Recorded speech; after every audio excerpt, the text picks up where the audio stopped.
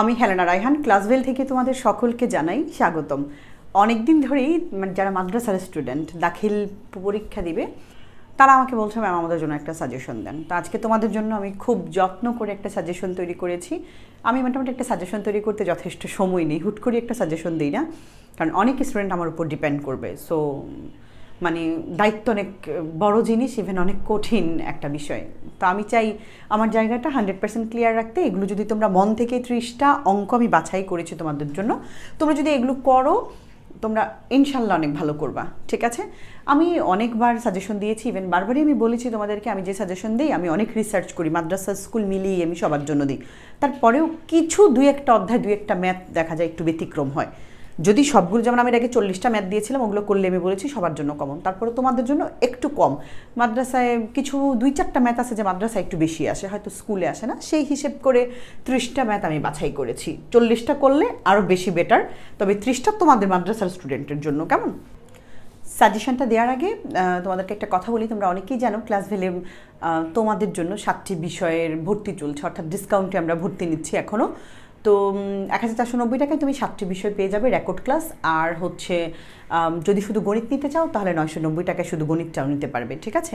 আমরা খুব যত্ন করে ইভেন প্রশ্ন অ্যানালাইসিস করেছি, মানে 150টা সেরা এমসিকিউ আমি বাছাই করেছি। এটা মাদ্রাসা স্কুল উভয়ের জন্য, ইভেন উন্মুক্ত বিশ্ববিদ্যালয়ে যদি কেউ থাকো, উন্মুক্ত স্টুডেন্ট, তাদের জন্য সমানভাবে গুরুত্বপূর্ণ। অনেক সময় নিয়ে 1 মাস রিসার্চ করার পর 150টা এমসিকিউ বাছাই করেছি। অলরেডি 5টা পর্ব আমাদের মানে কোর্সে দিয়ে দেওয়া হয়েছে, বাকিগুলো 2-1 দিনের মধ্যেই দিয়ে দেওয়া হবে। তো তোমরা যদি চাও ক্লাসভেল থেকে এই ম্যাথগুলো করে, এমসিকিউগুলো করে তোমার সেরা একটা প্রস্তুতি তুমি নিতে পারো। কেমন? বিস্তারিত জানার জন্য ফার্স্ট কমেন্ট অথবা ডিসক্রিপশন বক্স দেখবে। চলো আমি কোন অঙ্কগুলো একটু খেয়াল করব, ঠিক আছে?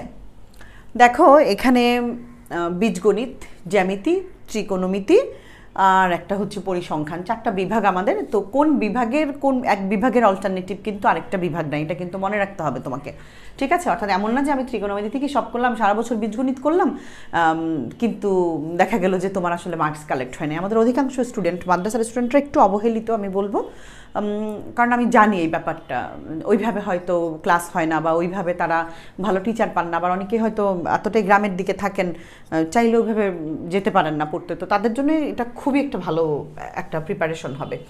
তো তুমি যদি ভালো করে প্রিপারেশন নিতে পারো, ম্যাথটা কিন্তু মুখস্থ করবে না। আমি বারবার বলছি ম্যাথ মুখস্থর বিষয় না, ম্যাথটাকে ফিল করতে হবে। মেন বইয়ের অঙ্কটা ঘুরায় আসলে তুমি যাতে চিনতে পারো, এটাই হচ্ছে ম্যাথ করা, এর বাহিরে কিছু কিন্তু না। এই ম্যাথটাই আসছে, হয়তো একটু ঘুরে আসছে, এখন তুমি মূল ম্যাথটা চিনলে ঘুরানোটাও পারবা, মূলটা না পারলে ঘুরানোটাও পারবা না।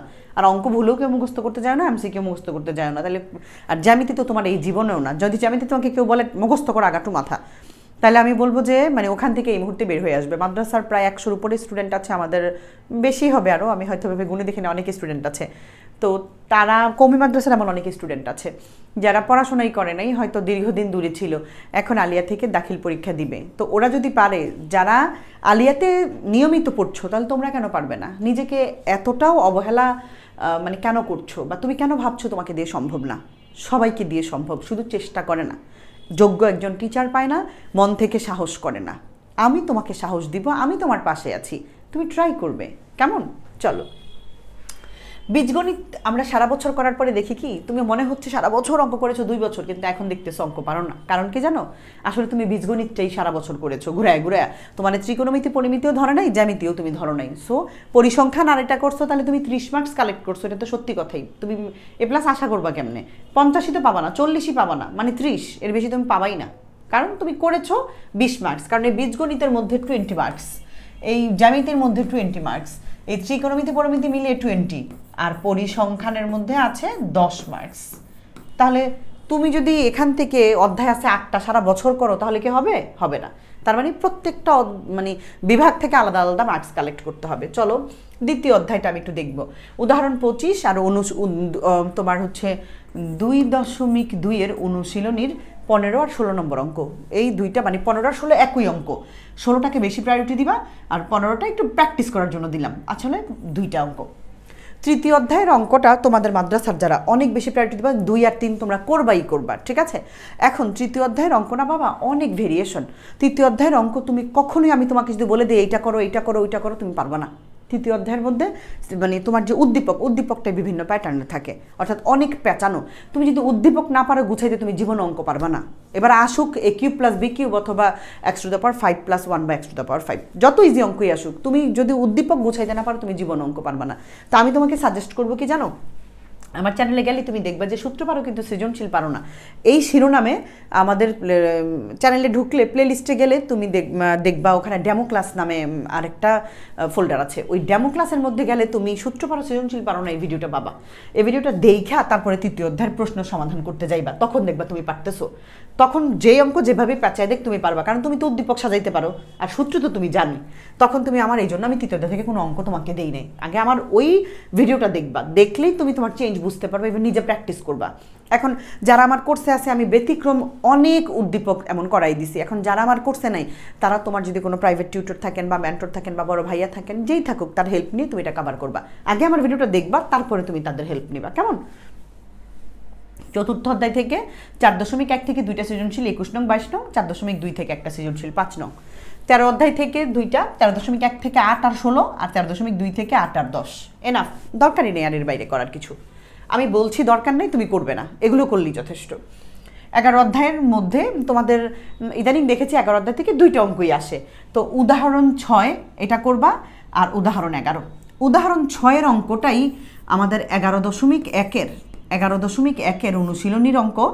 11 আর 12 আর এই উদাহরণ 6 একই অঙ্ক, শুধু মানটা ভিন্ন। তো তোমার যদি অনেক সময় দেখা গেল উদাহরণ 6ই করছো, তুমি বলতে পারো ম্যাডাম আমি তো একটু ঘুরে আসলে আমি আর পারি না। এই জন্য যদি পারি না এটা যদি বলতে না পারো, এই জন্য প্র্যাকটিস করার জন্য এই 2টা দিছি, ঠিক আছে? অঙ্ক কিন্তু ওই উদাহরণ 6 এটাই, এটা একই, জাস্ট একটু মানটা ভিন্ন আসে। আর উদাহরণ 11 করবা, আর একটা হচ্ছে 7-এর খ। দ্যাটস ইট, এই 2টা অঙ্ক বলতে পারো, ঠিক আছে? অর্থাৎ 6 আর 7-এর খ মিলে একটা, আর উদাহরণ 11 মিলে একটা সৃজনশীল, এই 2টাই। এবার জ্যামিতি থেকে যদি যাই, অধ্যায় 6 থেকে 19 নং 20 নং 2টা সৃজনশীল করবা, আর উদাহরণ 2 করবা, ঠিক আছে? 3টা অঙ্ক। অষ্টম অধ্যায় থেকে 4টা সৃজনশীল করবা যথেষ্ট। 8.2-এর 4 নং, 8.3-এর 5 নং, 8.4-এর 5 নং, 8.1-এর 7 নং, আর উপপাদ্য 18। তার মানে 2টা মিলে একটা সৃজনশীল আসে, এই 2টা প্রায় মিলায় আসে। তার মানে 1 2 3 4, 4টা।